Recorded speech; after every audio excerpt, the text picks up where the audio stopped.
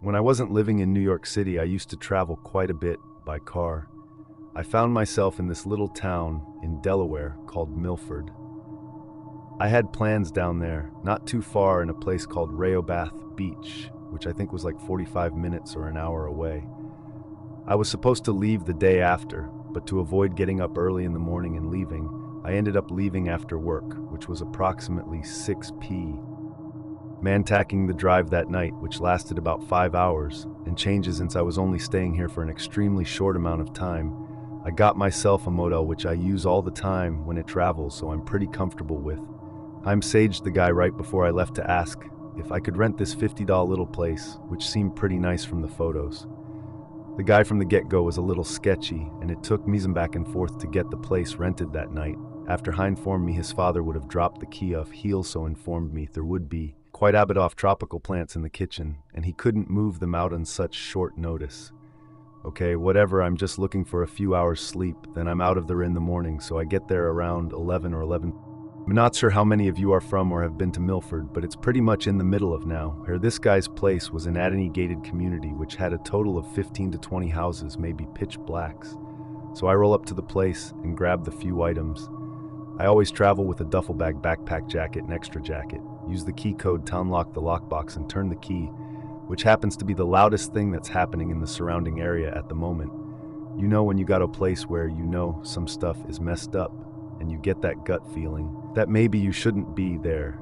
Yeah, same feeling, so I put my stuff down on the recliner in front of me, and yes, lo and behold, a lot of tropical plants in the kitchen. Around this place, which has a pretty decent living room, bedroom number 1 dolls from the 50s, everywhere twin-eyes mattresses with no bed frame and no sheets lay in the middle of the floor. Okay? Yeah, forget that room got it. The next room, nutcracker figures everywhere, one sheet on the bed and pillows. Sit ready to turn the light on with the only switch in the room. Oh wait, there is no light in the room at all. The switch goes to nothing. Alright, forget this room too, we'll take the couch at this point. I felt pretty uncomfortable, but I knew it was only for the night, and he was. Hungry, so went to the only thing around that was open, a food line that was closing in like 50 minutes. I grabbed some pizza bites and a peach Snapple Classy. Right, and went back home and was so put off by this feeling that I set my GoPro. It travel with up while I was gone, so I get back to this place and the first thing I do is look around to make sure everything is in place just where I left it. Take the SD card out and pop the card in my laptop. I still have the footage somewhere. I wish you guys could have seen this place. It looked like where you would spend your last seconds alone. Behold, nothing on the footage. At this time, it was well past midnight and I had a full day of work and a good amount of driving, so I planned to sleep on the very small couch. The apartment had done small 19-inch TV which didn't have a power cable, and the outlet by the couch was just far enough away that my phone wouldn't reach while charging. This wouldn't have mattered anyway because I had Sprint at the time and they have poor service to begin with. But where I was no service, I kept the light on because even though I'm an adult, it gave me some comfort knowing the light was on well after about an hour of lying. There I couldn't sleep, so nature called, and I had to use the bathroom. I got up and sat down in the neon yellow dimly lit bathroom with a shower that had no curtain. Now let me preface all of this by saying the kitchen had hardwood floors, the type where if you slide a chair across it makes that screeching noise that we're all familiar with. Remember, that part will play a role soon. Back to it. I'm in the bathroom doing my business, reading a bottle on the John, because my phone is charging outside of the bathroom, because how convenient, which didn't matter anyway after all. Like I mentioned, I didn't have services. Well, I'm sitting there and I heard the chair on the Fox hardwood floor screeching across the floor, being pulled gently for about as long as it takes for someone to sit down. He almost threw my heart up, and then just as thought it couldn't get any worse, the sound of fingers rhythmically tapping on top of the wooden kitchen table, impatiently getting faster, frozen, astounded good thing. I was already on the toilet as at there, and repeated to myself 10 or 11 times I'm sit up, so I sat there for 2 to 3 minutes and debated what to do at this point. The tapping had stopped, but I figured that I couldn't stay in there, for I thought to myself, whoever is out here already knows I'm here, so I decided to forget it. I'm going to go out there and try to fight them off and grab the Bowie knife I carry in my backpack when it ravel, and basically try to defend myself because I assume they don't want to play checkers or talk about their day of killing with me. So I rush out of the door and nobody there, no sign of anybody. The chairs were not even moved. It did not even bother to check the rest of the place. packed my stuff up as if the place was burning down, got in my car and drove to my holiday in an hour away at like 3 a.m. He told D, "You at the desk, what happened?" And he let me check into my room. That was for like 3 a.m. the next day, a king-sized bedroom, because the room that was reserved for me was before we dive into the next story. If you're visiting our channel for the first time, don't forget to hit the subscribe button and turn on the bell icon to stay updated with our upcoming scary stories. Used to work in a small motel in London, not the nice touristy kind, just an ordinary place where tired travelers stop for a night's rest. My job was straightforward: check guests in and out titty rooms, handle complaints, and make sure nothing unusual happened.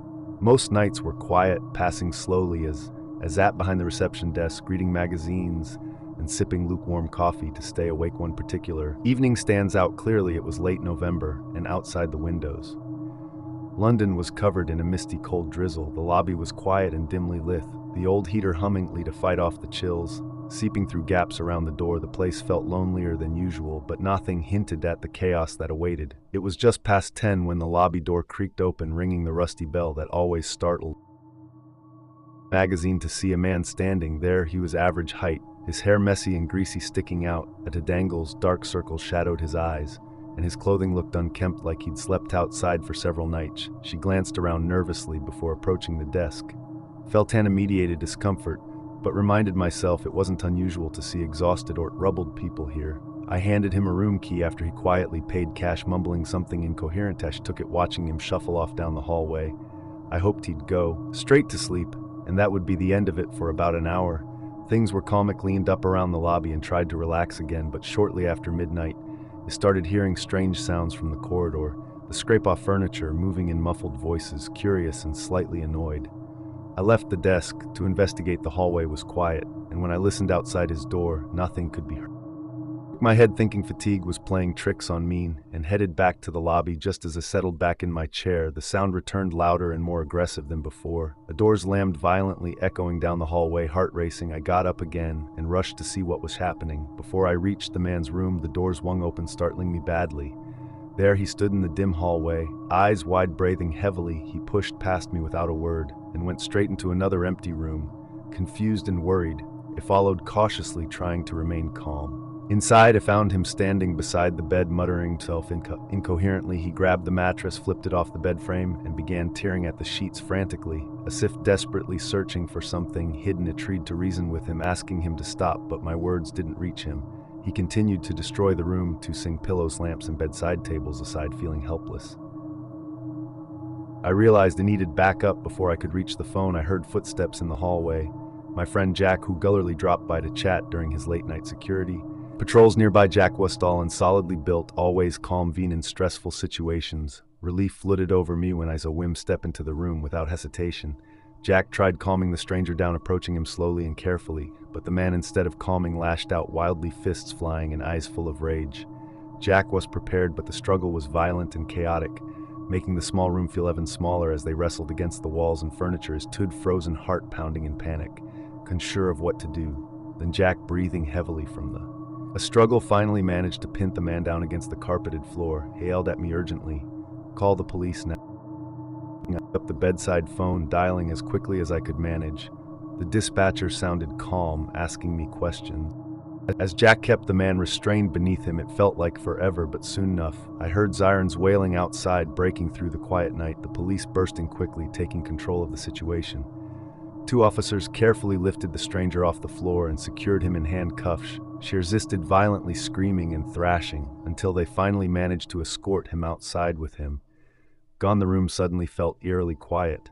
Disheveled and destroyed, a stark reminder of the chaos we just experienced. The rest of the night was a blur of police questioning and reports. Jack sat quietly beside me as we explained repeatedly what had happened. Several guests, disturbed by the noise, gave their statements as well.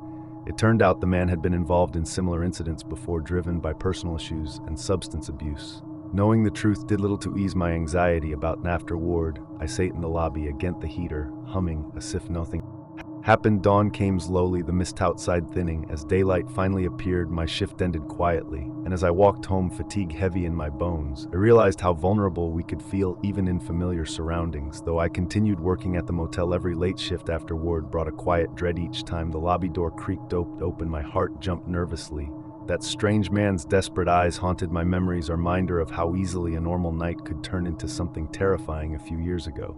When I was in high school, my history class took a trip to Belgium. We were all GCSE students excited for the adventure ahead, but little did we know this trip would turn out to be one we'd never forget, for all the wrong reason.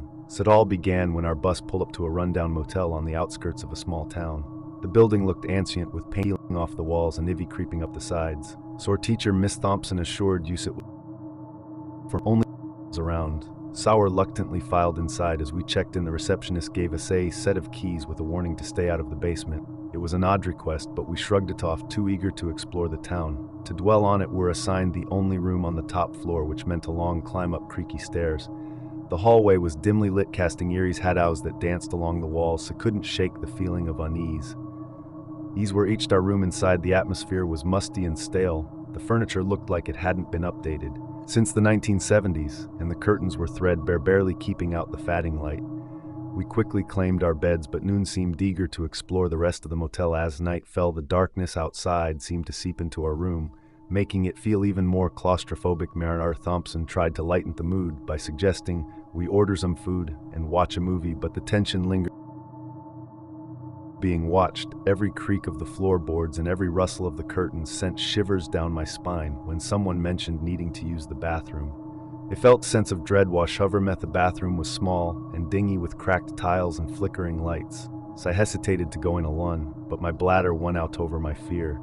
As I washed my hands, I couldn't shake the feeling of being watched, as if someone or something was lurking just beyond the cracked door. Hurried back to the safety of her room, trying to ignore the uneasy feeling in the pit of my stomach. When I mentioned it to my classmates, they laughed it off, attributing it to nerves and the creepy surroundings.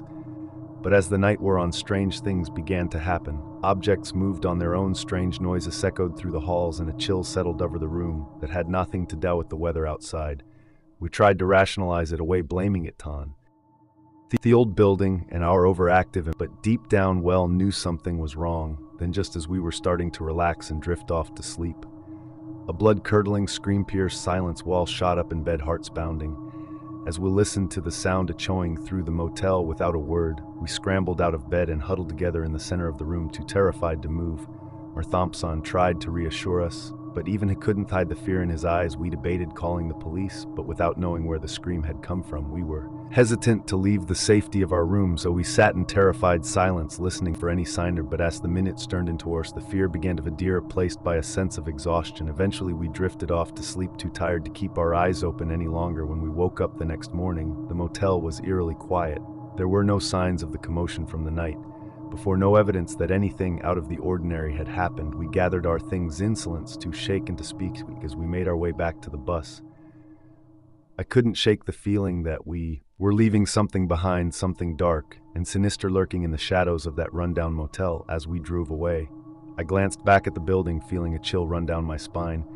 As we disappeared around a bend in the road, I couldn't help but wonder what other horrors lay hidden in the darkness, waiting to be uncovered by unsuspecting travelers like us.